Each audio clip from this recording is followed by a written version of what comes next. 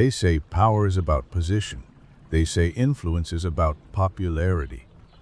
But Confucius said, the superior man is modest in his speech, but exceeds in his actions.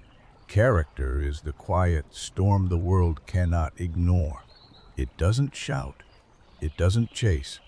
It moves with stillness, with certainty, with truth. And the world, seeing something it cannot corrupt, follows. You can chase wealth. You can chase fame. You can outwork, outsmart, outplay. But there's one thing that cannot be mimicked, borrowed, or stolen: integrity. And when you move with integrity, the world moves with you. We live in a time of loud voices and empty echoes. People brandish beliefs like weapons, but abandon them at the first sign of adversity. Principles are traded for popularity. Conviction is sold off for comfort. But the ancient path of the noble mind, the one Confucius taught, was never paved by convenience. It was built on the bedrock of character, not on what you say when the cameras are on, but on what you do when no one is watching. That is integrity, and that is where real influence begins. A man of status may rule the hour, but a man of integrity shapes the century. The world is full of movement, so much noise, so much ambition. People sprint from one pursuit to another, hungry for something that can't be captured by speed alone. Because what they chase isn't out there, it's within. Confucius understood this. He taught that to rule a kingdom, one must first rule the self. That before a man could lead others, he must master his own mind. Before he builds an empire, he must build a conscience. So ask yourself, what are you building inside of you? Not the image, not the illusion, but the core. Are you constructing a character that does not bend under pressure? Are you forging a spirit that holds the line when the storms of doubt arrive? Because they will arrive. And when they do, integrity is the anchor. Without it, your success is a house of cards. With it, you become immovable. Edison had brilliance, yes, but more than that, he had persistence, a kind of inner discipline that refused to betray his path, even when failure outnumbered success 1,000 to 1. Carnegie had vision, but it was his refusal to compromise his belief in rising with others, lifting the worker as he rose, that made him not just rich, but respected. Lincoln, he didn't win wars with weapons. He won with resolve, with humility, with the unshakable belief that truth would outlive opposition, that righteousness would survive hatred. These were not men of impulse. They were men of principle. And principle is the slow fire that turns stone into sculpture. But what does integrity look like in the modern world? It looks like the entrepreneur who refuses the shortcut that compromises his soul, the artist who declines the deal that demands she betray her voice, the leader who chooses what is right, not what is easy. It's the everyday warrior who chooses truth over temptation, kindness over convenience, commitment over chaos. These aren't grand gestures. They are daily decisions, and they are harder than ever in a world obsessed with optics. Because when no one is watching, it's easy to take the detour, to tell yourself, no one will know, but you'll know. And every time you betray your values, you chip away at the foundation that holds your destiny. Confucius wrote it, to see what is right and not do it is the one of courage. So you must ask, do you have the courage to be whole in a fractured world? Discipline isn't just about routine. It's about restraint. It's about aligning your actions with your values, even when they cost you, especially when they cost you. because it's easy to speak of character when life is smooth.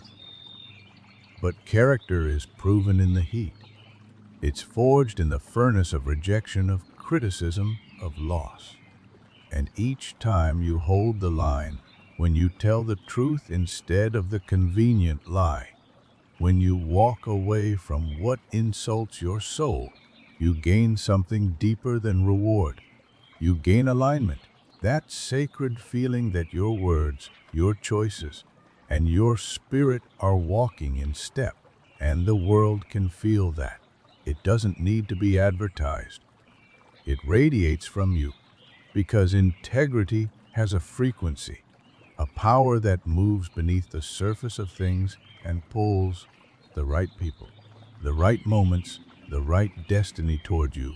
Look around. People are drawn to clarity, to certainty, to leaders who stand on something unshakable. When your beliefs are no longer for sale, when your path is no longer swayed by applause or insult, you become inevitable.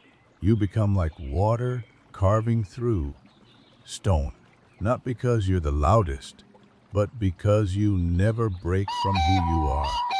Confucius said, "The cautious seldom are, not because they hesitate, but because they consider.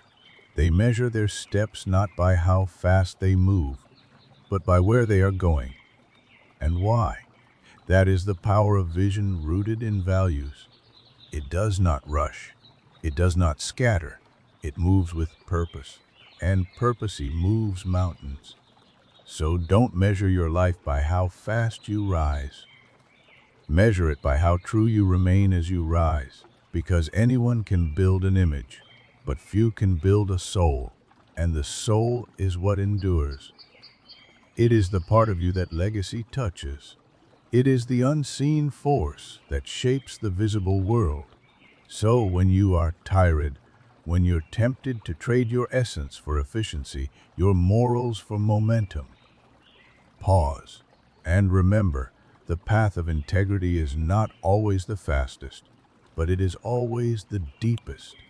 And what is deep lasts. There's a kind of magnetism that comes from being grounded, a stillness that doesn't resist the world, but doesn't bend to it either. It's not arrogance. It's not stubbornness. It's the quiet confidence of a person who knows who they are. When you carry yourself like that, when your spirit moves in rhythm with truth, the world notices, not because you're demanding attention, but because you've become a standard, a lighthouse in a storm-blind world.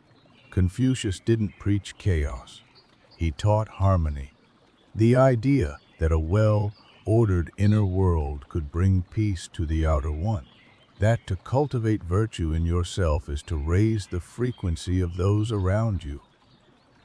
And the remarkable thing is this: people will follow a person of integrity even when they disagree with them, because trust matters more than agreement.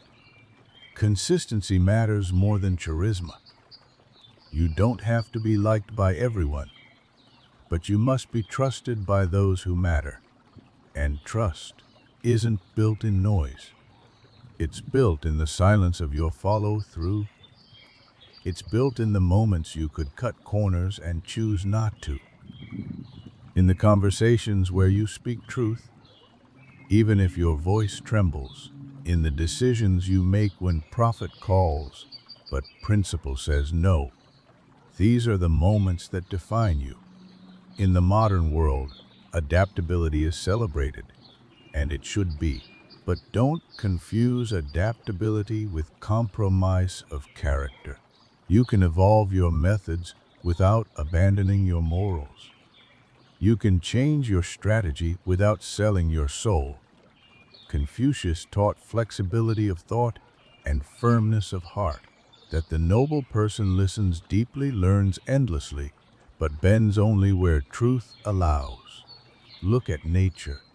The strongest trees bend with the wind, but they are anchored by deep roots. What anchors you? Because when storms come, and they will. Your titles won't save you. Your image won't hold you. Only character will keep you standing. And when the winds die down and the dust settles, you'll realize it. The world moves with the ones who didn't move off their center. Success built without character is just a countdown to collapse. You might not see it today, but cracks beneath the surface always rise. They always reveal. It's not about avoiding mistakes. It's about refusing to betray the foundation for the illusion of progress. Real power is not in controlling others. It's in mastering yourself. Discipline is the training ground for that mastery. It's the quiet ritual of showing up, even when no one's clapping. It's making the choice every day to be consistent rather than convenient. To say, this is who I am, and I will not be moved by trend or temptation. That's not rigidity, that's rootedness. And rooted things rise higher because they grow upward and downward at the same time. Think about the people whose lives moved the world. Not the loudest, not the flashiest, but the ones who stood for something. The ones whose name became synonymous with principle. Rosa Parks didn't need a microphone. She didn't need a crowd. She needed a seat and the conviction to claim it. Her action was quiet, but it thundered across the world because it came from integrity. Martin Luther King Jr. didn't fight hate with more hate. He stood in peace, anchored in a belief larger than himself. He didn't just dream. He embodied the dream. And that's the truth of real influence. It doesn't force, it invites. It doesn't control, it commands. Not by fear, but by the sheer force of authenticity. When your actions echo your values, when your steps match your words, when your life becomes your message, you are no longer chasing influence. You are influence. There is no greater form of leadership than to live in alignment. Not alignment with trends, not alignment with followers, but alignment with your principles. That kind of person becomes a compass in a directionless world. They don't need a spotlight. Their life is the light. And when people see that, they move toward it. They adjust their course. They rise. Not because they were pushed, but because they saw what was possible through someone who refused to shrink. You don't need to dominate. You need to demonstrate. Integrity is demonstration without declaration. It is the deep understanding that what you are speaks louder than what you say. And in that spacey, you become unshakable. But don't misunderstand. This path will test you. It's not romantic. It's not always rewarding in the short term. In fact, you may be mocked for it. You may lose deals, friends, applause. But you'll gain something sacred: peace. The peace of a man or woman who doesn't have to remember the lies they told, who doesn't have to navigate the maze of falsehoods, who wakes up and sleeps in truth. And that peace, that is the real wealth, the real fortune. Because when you have that, when you move with integrity, the world may not give you everything you want, but it will respect you. It will remember you. And far more often than not, it will move with you. There's a strange law in this life. When you chase validation, it runs. But when you stand still in truth, it finds you. Because people are starving for something real. They don't even know it half the time.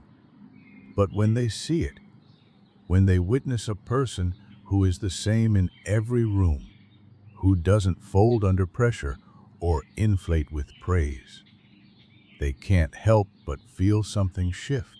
Not because that person demands respect, but because they command it. Through presence, through consistency, through the silent gravity of character. You do not need to yell when you are rooted in truth. Your life will whisper what your lips never need to say.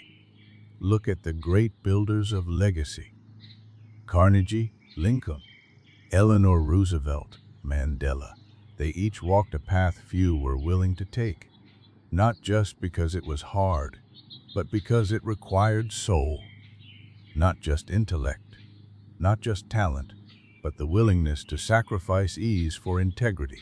Abraham Lincoln, in the quiet agony of wartime decisions, once said, "I desire to conduct the affairs of this administration so that if at the end I have lost every other friend on earth, I shall at least have one friend left, and that friend shall be inside me." That's what it means to live in harmony with yourself. To know that when all the noise falls away, when the lights are off and the accolades fade, you can look in the mirror without flinching. What is that worth? Everything. Now listen closely. The world we live in rewards performance. It celebrates image. It obsesses over the next move, the next hack, the next attention spike. But while others chase speed, you build substance. While they flash, you forge. Because you're not here to be a shooting star. You're here to be the sun, stable, constant, life-giving, enduring.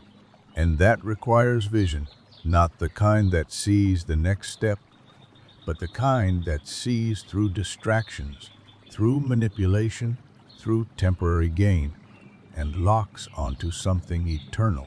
Vision is not fantasy, it is clarity in motion, and clarity does not come from hype. It comes from alignment. When your values, your goals, your habits, and your relationships are in harmony, you become a force no storm can scatter. Confucius called this rectifying the heart, a process of bringing the inner world into order, because when the heart is clean, the eyes see clearly. And when the eyes see clearly, you move differently. You speak with purpose. You choose with wisdom. You act not out of reaction, but intention. This is how character becomes power, quietly, steadily, relentlessly. But let me be honest with you, you will be tempted to abandon this, not once, not twice, but over and over again. You'll be tempted to speak what's easy instead of what's right, to lower your standards just this once, to trade depth for applause, to play the game just to get ahead, and the world will tell you it's okay, that it's smart, that it's strategic, that everyone does it. And maybe they do, but you are not everyone. The question is not, can I get away with this? The question is, who am I becoming by choosing this? That is the question that separates the temporary from the timeless. That is the question every leader, every builder of legacy, every person who ever left a mark worth remembering asks. Because the real scoreboard isn't public. It's not the followers. It's not the balance sheet. It's the alignment between your choices and your values, between your words and your walk, between what you say matters and how you live. When those align, you move with power, not the kind that intimidates, the kind that liberates. Understand this: people might not always agree with you.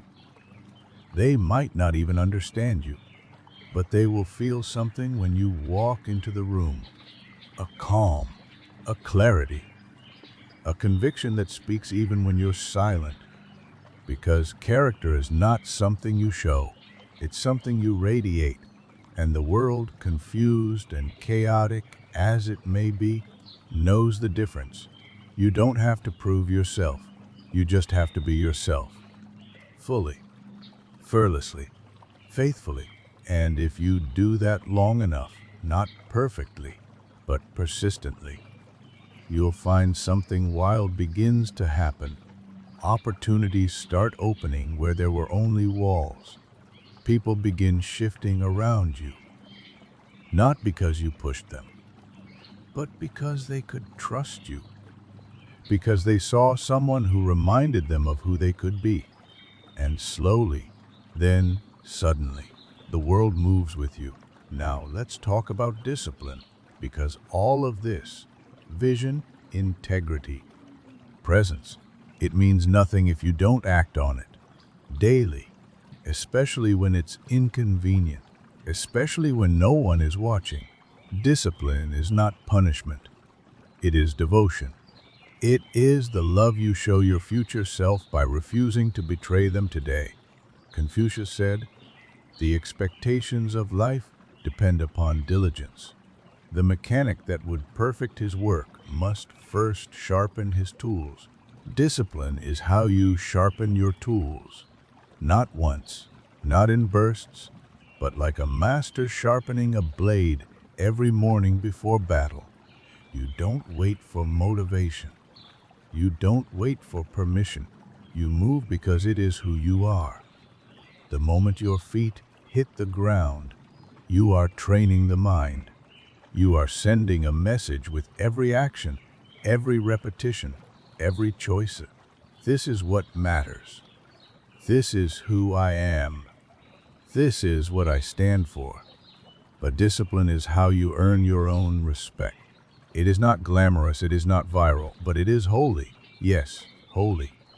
Because when you commit to something higher than your mood, when you show up for something greater than comfort, you are walking in the realm of the sacred. Discipline transforms a person, not just on the outside, but at the level of identity, until eventually the very idea of not showing up feels unnatural. You become the kind of person people count on, the kind they look to when the storm hits. Not because you're the loudest, but because you are unshaken. But this isn't just about grit, it's about purpose.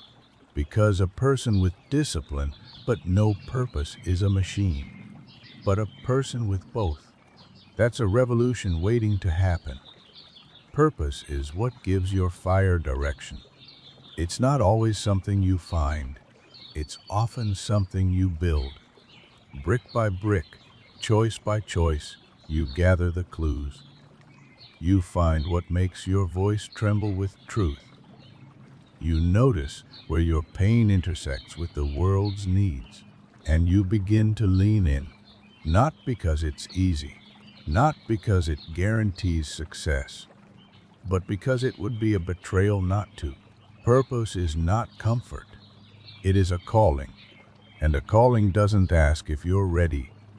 It asks if you're willing to be misunderstood, willing to be patient, willing to fail, to rise, and to walk forward even when the path disappears under your feet.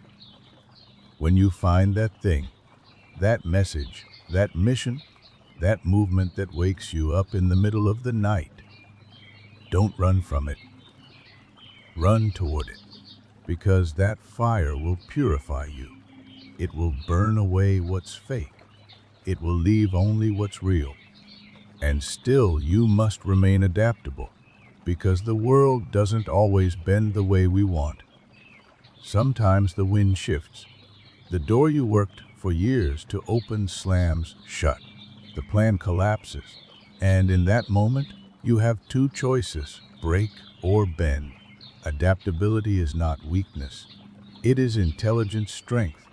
It is the bamboo that survives the storm while the oak snaps in pride. You are not here to be rigid. You are here to be resilient, to adjust without abandoning your values, to pivot without losing your center. This is the art of fluid mastery. To be firm in principle but flexible in path. To know that the map is not the terrain and that failure is not a detour. It is the path itself. Walt Disney was fired from a newspaper for lacking imagination. Edison failed over one 1,000 times before creating the light bulb. These were not detours, they were refinements. Failure is information. Adaptability is how you listen to it. So when the unexpected arrives, and it will, let it teach you, let it shape you, but never let it define you. You define you. And that definition is written not in what happens to you, but in how you respond. And this is where we come to resilience. Because if you walk this path long enough, the world will test you. Not once, not twice, but over and over again. It will strip you down to your bare essence, asking you again and again, who are you really? And you must answer, not with words, but with your will, with how you rise after each fall, with how you breathe in chaos and still take the next step. Not perfectly, not without pain, but with unwavering commitment. Resilience is not about bouncing back. It's about coming back wiser, coming back clearer, coming back stronger than before. Because pain, real pain, is the great clarifier. It silences the noise, burns off the false identities, and what remains is real character. Think of Abraham Lincoln, a man who lost multiple elections, suffered personal tragedies, and walked through a country torn in two. Yet he carried the weight of leadership with humility and fire. Or Nelson Mandela, who spent 27 years in prison and came out without bitterness, but with a vision big enough to unite a broken nation. That is not luck. That is not talent. That is resilience forged in the fire of purpose. So if you are facing hardship right now, if you are walking through a season where nothing makes sense, know this: you are not being punished. You are being prepared. Prepared to carry more, to lead deeper, to become someone whose mere presence speaks volumes, because they have walked through hell with grace. Resilience is earned. It's not taught in books. It's built in the late nights, in the losses no one sees, in the private battles that almost broke you, but didn't. And the irony is, the people who move through life with the most light are often the ones who have walked through the most darkness. So if you feel broken, weary, lost, don't rush to escape it. Let it shape you. Because one day, your scars will become someone else's survival guide. And your story, your deeply honest, bruised, but unshakable story, will carry more power than 1,000 perfect victories ever could. And now, learning, because this journey of growth, of self-mastery, of impact, it never ends. The wisest among us remain students, not just of books, but of life itself. Confucius said, "Real knowledge is to know the extent of one's ignorance." There is no growth without humility, no wisdom without curiosity, no transformation without the willingness to admit what you don't yet know. And in a world obsessed with being right, you must be brave enough to seek what's true. Learning is how you stay sharp, how you stay alive. Because the moment you think you've arrived, you've stopped moving. Read, study, ask better questions. Surround yourself with people who challenge you to evolve. Do not fear being the least experienced in the room. Fear being the one who stopped asking why. Every person you meet is a teacher. Every failure is a lesson. Every day is a classroom, and life is the curriculum. You're not here to cling to what you've already mastered. You're here to stretch, to stumble, to become more. So when life humbles you, thank it. When you're confused, lean in. When you're the student in a world of so-called experts, celebrate it, because growth is not in the knowing, it's in the becoming. And once you choose the path of becoming, you come face to face with your vision. A man without vision is a man adrift. He wakes, he eats, he moves, but he is not alive.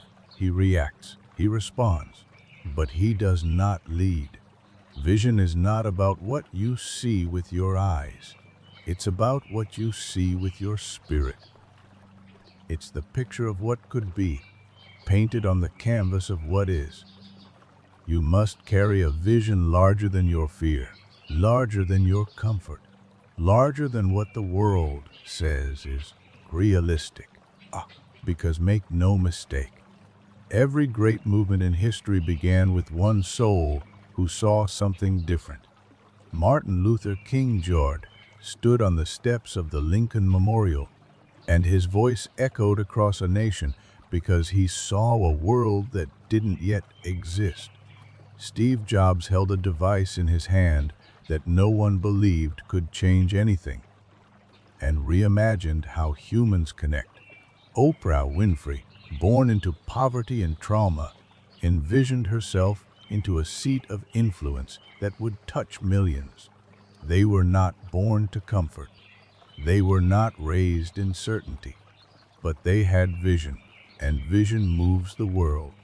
You must know where you're going. Not just the goals, not just the metrics, but the meaning. Why does it matter? Who does it serve? What does it stand for? When you wake up every morning with something bigger than yourself burning in your chest, the trivial things fall away. The noise fades, the comparison dies. Vision will demand sacrifice. It will demand patience. It will demand everything you are and everything you're not yet. But it will also give you clarity. Clarity that slices through chaos. Clarity that silences doubt. Clarity that makes every hardship bearable because you know where you're headed. So build your vision. Write it down. Speak it. Defend it. Revisit it daily. Because if you don't live by a vision, you'll live by distraction. And this world will offer you 1,000 of those. Quick hits, empty praise, false urgency, but none of it will build a life of depth. Only vision does that. And behind that vision must stand a mountain: discipline. The ancient sages knew this. The warrior poets lived by it. Confucius wrote, "The expectations of life depend upon diligence." The mechanic that would perfect his work must first sharpen his tools. Your life is your craft and your discipline. Your daily rituals, your habits, your practices are the tools. Discipline is the bridge between your ideals and your reality. It is the invisible architecture of greatness. It is what remains long after the motivation fades. It is waking up before the world. It is saying no when temptation whispers. It is choosing progress over pleasure, meaning over mood, purpose over pressure. Discipline is not about punishment. It is about devotion. Devotion to your higher self. Devotion to the future you are shaping. Devotion to the mission that will outlive you. You want peace? Get disciplined. You want freedom? Get disciplined. Because the man who cannot command himself will always be at the mercy of everything else. Discipline gives you power, not over others, but over your time, over your thoughts, over the space between stimulus and response. It is how you stay grounded when others spiral, how you keep building when others quit, how you move with quiet certainty in a world addicted to noise. So stop waiting for the perfect plan. Stop wishing for easier days. Start honoring your daily disciplines like sacred rituals, because the future you want won't come from intensity. It will come from consistency. And once you learn to move with vision and live with discipline, you will come to understand the quiet power of resilience. Life will test you, not once, not in a season, but constantly. It will stretch your limits and break your rhythm. It will ask, again and again, will you stand or will you shatter? The man of character doesn't break. He bends. He adapts. He adjusts. He learns. Because he understands resilience is not endurance for the sake of suffering. It is evolution in motion. Thomas Edison failed over 1,000 times before the light stayed on. Nelson Mandela emerged from 27 years of prison without hate, without vengeance, but with the power to unify a divided nation. These were not men who escaped hardship. These were men who transcended it. And you must do the same. There will be days when you're tired, when your vision feels like fantasy, when your discipline slips, your clarity fogs, and the world screams louder than your purpose. And on those days, you don't need perfection. You need persistence. You don't need to run. You need to keep walking. Resilience is a dialogue between you and life. It is you saying, I will not fold. It is you saying, this moment will not define me. It is you saying, this is not where it ends. This is where I rise. And if you look closely, every setback carries a seed, a lesson, a sharpening, a refinement. But you must have the eyes to see it and the humility to receive it. Because failure is not the opposite of success. It is the ingredient. You cannot build wisdom without scars. You cannot teach truth without trials. And you cannot lead others until you've first led yourself through the fire and out again. And then once you've endured enough storms to know your own strength, you will understand the rarest, most misunderstood power of all gratitude, not the cheap kind, not the hashtag kind, but the kind that humbles you, breaks you, builds you, the kind that lets you breathe in suffering and still say, I'm alive, I'm learning, I'm becoming. Gratitude is the internal compass of the warrior. It doesn't deny pain, it transforms it. It's what lets you stand in the ruins of a dream and still whisper, thank you. Because every loss refined you, every betrayal taught you who you are, every delay forged your patience, every detour shaped your destiny.